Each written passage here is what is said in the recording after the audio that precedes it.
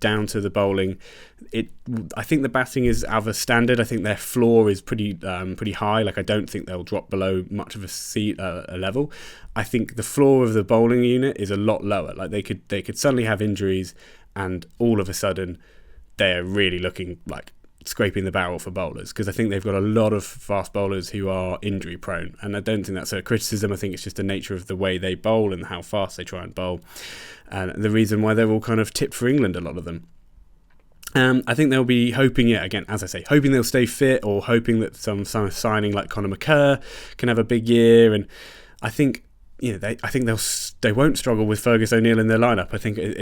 I think that shows how much I rate Fergus O'Neill. But I think Fergus O'Neill literally will not carry them to games, but he'll be a perfect kind of leader of the attack, and maybe take the pressure of the other England fast bowlers. But maybe when Fergus O'Neill goes, it'll be a little more interesting to see who will step up and who will be the leader of the attack.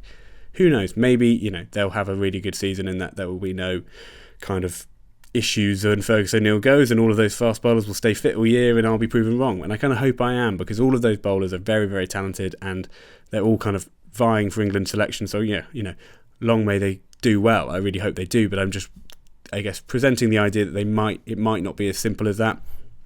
I think if Farhan Ahmed has a similar season, full season on par with the 4 matches stint he had in 2024, Nottinghamshire again will look like a really, really impressive side. I mean, all of a sudden you've got a bowler who can win you games on day 4 on a turning pitch, where they probably didn't have that for most of 2024 with a Patterson White or Calvin Harrison. I think Farhan Ahmed's, again, ceiling, to use that kind of phrasing, is a lot higher than most spinners in England and most English spinners we sort of have.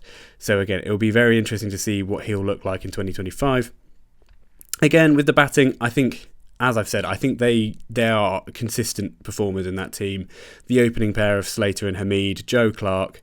I think Freddie McCann has proven himself, even in that short amount of time, that he's just got the temperament and the talent to be successful in first-class cricket.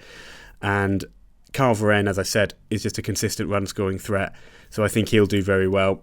And again, the kind of middle-order young core of people like Montgomery and Haynes and Lyndon James, or again, I think they're all proven enough that they will score runs in that sort of 5, 6, 7 slots. And again, with Verheyen there, whenever he's there, I think they'll be looking like a really good side.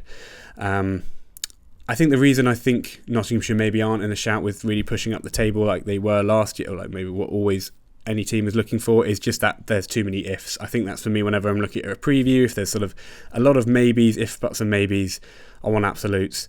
So it'll just be interesting to see how that top half, if they can push for that top half finish, if the bowling kind of sticks around long enough for them to do that.